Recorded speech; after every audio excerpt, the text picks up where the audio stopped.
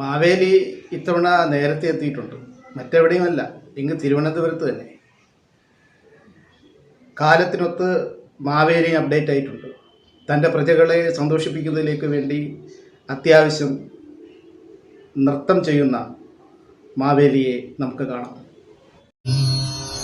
സൂര്യചന്ദ്രന്മാർക്കിരിപ്പിടമാകുമെൻ രാമസാമ്രാജ്യമേ,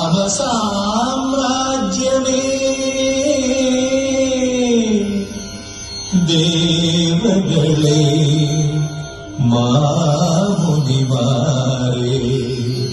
സ്നേഹതാരങ്ങളെ സ്വപ്നങ്ങളെ പൂക്കളെ നിളയാകുമീ വേളയിൽ സ്വസ്തി